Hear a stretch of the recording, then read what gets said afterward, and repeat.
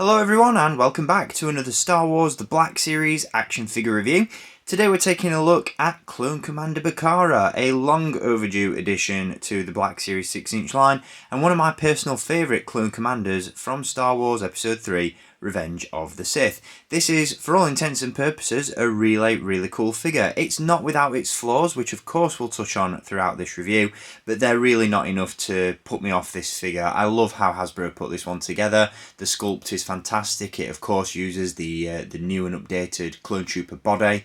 Comes with some really cool accessories. The helmet design is just peak Star Wars to me. And yeah, I'm just really happy with this figure, and I think if you pick it up for yourself, you will be as well. As always, down below in the video description, there is a link to Star Action Figures where you can purchase this figure for yourself, and if you've already got Ki-Adi-Mundi from the Black Series 6-inch line, this is definitely a figure that you're going to want to add to the collection to pair up with the ill-fated Jedi Master. So we are of course going to dive into this figure in just a little bit, but before we do that, as always, let's take a look at the packaging that Commander Bacara comes in. So as you can see, Commander Bacara does come in the new and updated Black Series style packaging. On the front of the box we have the colour band indicating this figure is from Star Wars Episode 3 Revenge of the Sith. We have the number on the front of the box from the Black Series line, and of course the name of the character. Up the spine of the box we've got this really cool image of Commander Bacara himself. Once again, I absolutely love that armour design. Definitely one of my favourite clone troopers to come out of Episode 3. And then on the reverse side we have the image once again, brief description of the character, and the colour band once again that wraps around the box itself. So pretty standard stuff, again nothing we haven't really seen before. That artwork is really cool though, and obviously when paired up with other figures from Revenge of the Sith will create a really nice mural design. So yeah, there's the packaging. Onto the figure itself, let's dive in and take a look. So here is Commander Bacara in all his glory, and like I said, for the most part this is a really cool figure. It's one that I'm very happy to see finally added to the Black Series, but that's not to say it's not without its issues, and I'm going to touch on those first before we dive into this review because I don't want to spend too long talking about the negative aspects, but I've seen a lot of discourse online about this figure and some of the issues that people have raised with it, and I've got to say, for the most part, I disagree with them. If you're a sucker for screen accuracy, then this figure is probably going to wind you up a little bit because he is missing the two red dots on the brow of his helmet, which for me is something that I can overlook. I do agree with the sentiment that when we're paying £20 to £25 for these figures, they should be as accurate as possible, but it's not a deal breaker by any stretch. For me, I'm just really happy to see this character represented on the shelf. But my main issue with this figure, and it's an issue that plagues every clone trooper in the Black Series for my money, and that's that he's just too clean. I'm a big advocate for weathering, and I think that clone troopers in any scale should be dirtied up, weathered, look like they've been fighting in the Clone Wars. And the figures just look a little bit too toy-like when they're clean and pristine like this one. But again, it's not a deal breaker. It's not something that I think takes away from the figure itself. I just think it's just a personal preference of mine.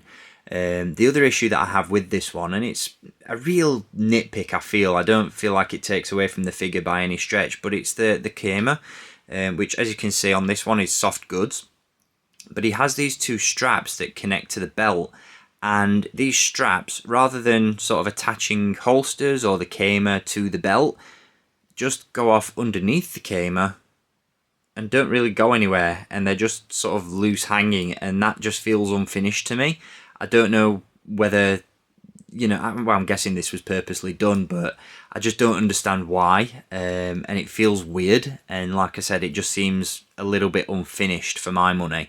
But again, like the weathering issue, it doesn't take away from the figure. Once you've got this one posed up on the shelf, you can't even tell, and it doesn't look too bad once he's standing in place and posed up with your other figures. It's just something that I noticed and I thought was worth pointing out, and I'm not entirely sure why Hasbro went that route, but be that as it may.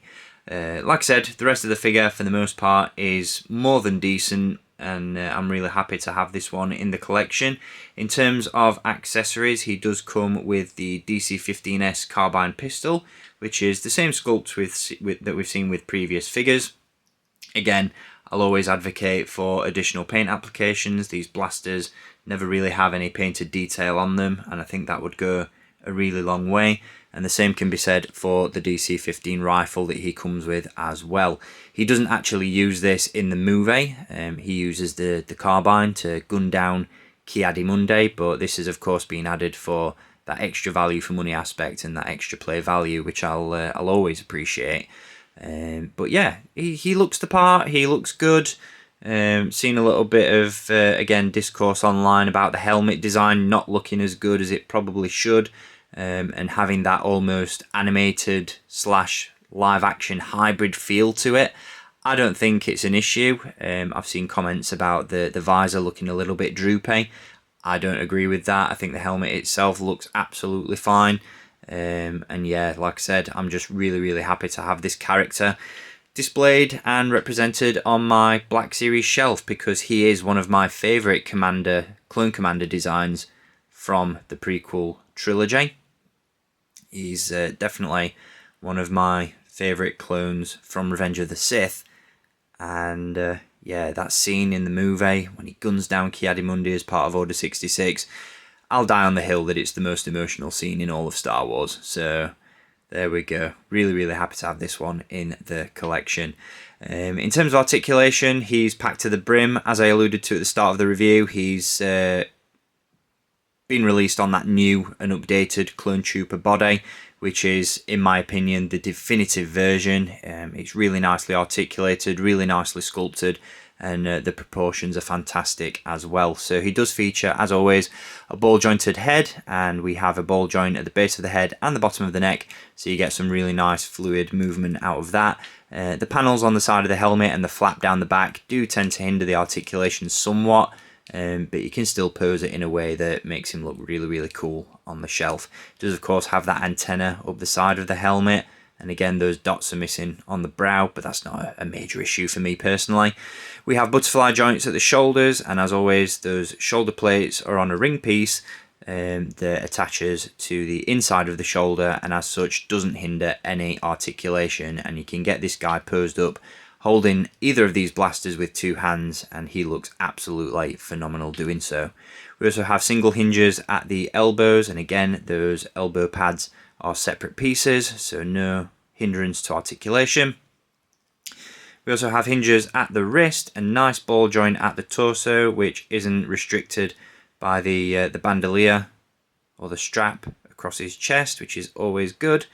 We also have hinges at the hips, which once again, soft goods Kamer doesn't get in the way, which is fantastic. We also have swivels at the upper thigh, hinges in the knees with separately sculpted knee pads, which is great. I love this feature. And we also have hinges and rockers at the ankle as well. So really good articulation on Commander Bacara. I really hope that we get this Clone Trooper sculpt used for the foreseeable future. I think it's the best one that they've put out so far. And yeah, Commander Bacara looks absolutely fantastic. The paint applications that he does have are really nice. You've got this really cool sort of metallic finish on the chest plate there. Great details on the buckles, on the straps. Again, those panels, the grey panels on the helmet look phenomenal. Love that helmet design. Really hope we get some repaints of this figure in the Black Series. I'd love to see a Gaming Greats version of the Heavy Trooper from Battlefront 2, the OG Battlefront 2. That'd be great. But yeah, again, really cool figure.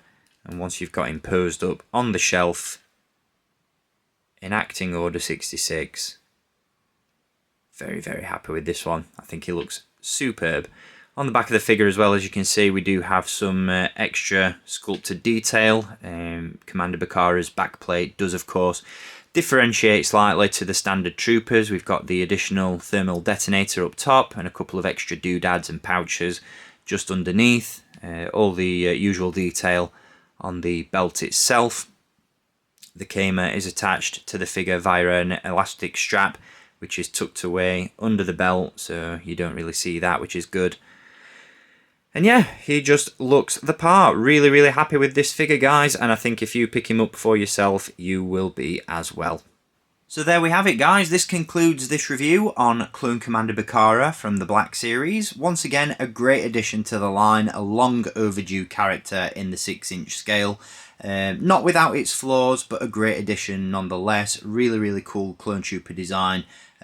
Really nicely executed on that updated Clone Trooper body. And as you can see, when paired up with Ki-Adi-Mundi, it looks absolutely fantastic as part of your prequel display. I'll be back with some more reviews very soon. As always, if you want to purchase this figure for yourself, once again, hit the link in the video description, and I'll see you all on the next one. Until next time, as always, thank you for watching, keep collecting, and may the Force be with you.